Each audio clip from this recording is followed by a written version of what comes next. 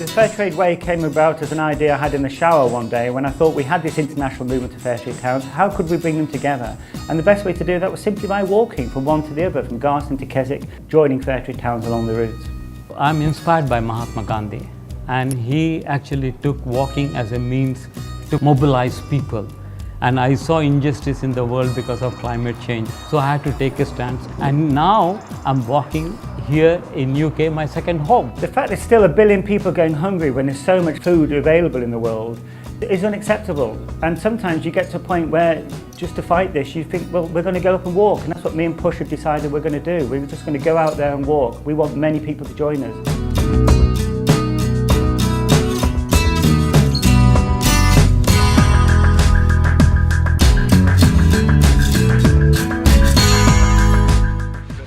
I want to just say how important it is that this Fairtrade Way is successful. It's an absolutely beautiful and inspiring route, without a shadow of a doubt. But it's also important because of what it does in terms of inspiring people to continue the mission.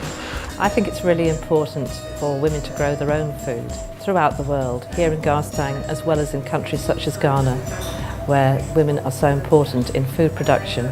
People will see this as a thing to follow, to copy. It could be done in lots of different towns and countries all around the world. So it's going to be a great day, wonderful weather, probably, beautiful scenery, definitely, a right cause for sure, but one we haven't to let go unfashionable or cool at any point. I just joined today and I'm very, surprised about how all these guys have been like 3 days walking and they are like twice my age and they are fitter than me. I've come from Manchester, so I got up at 4:45 this morning. And I came from Philadelphia, so I got up 4 months ago to come here.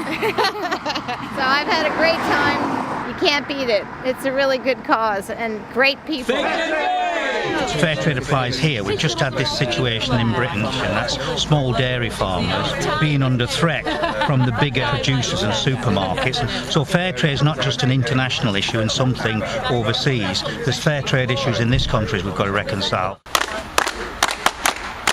When we were creating the Fairtrade Way, in this small village in Cumbria, there was a reference to how children were dying because of poor water supply, and it seemed to totally link with what we're hoping Fairtrade will achieve in so many communities, whereby the extra funding that they get through the Fairtrade initiative with the advance payments and the social premium and the fairer prices actually allows communities to build wells and develop water supplies, and just shows that there's a lot to be done, but that things can be done. Graham, isn't this the point where you carry me? So I set off saying that it'll be worthwhile if just one person or one company switches to Fairtrade. We know already that's been achieved. If we get more than that, then that's great. I'm feeling okay. I still got a lot of pain. They have done more than 1.5 million steps together. But my enthusiasm is soaring, just like the hills around here. And it's beautiful. Yeah. And we have again 12 people walking. I hope we'll meet more people on the way.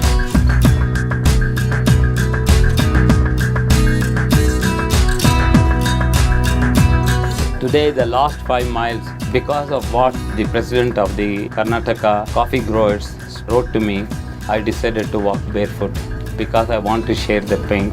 My legs are burning, but my heart is filled with the confidence that the fair trade movement will go far, far bigger.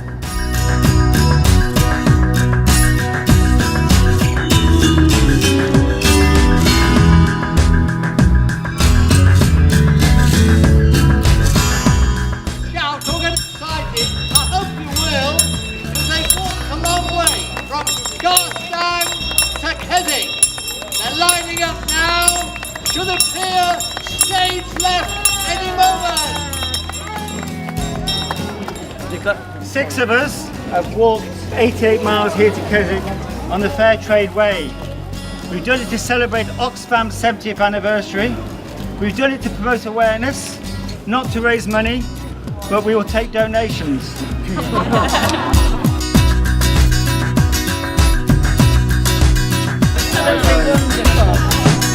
So proud of you. Well done.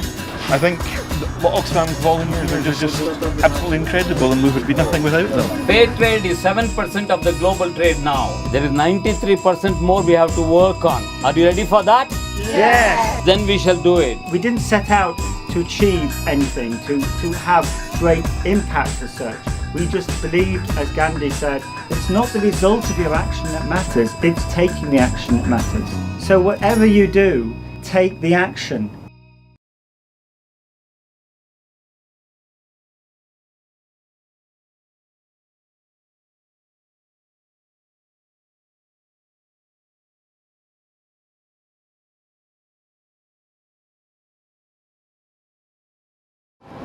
And what sort of price would you put on a llama?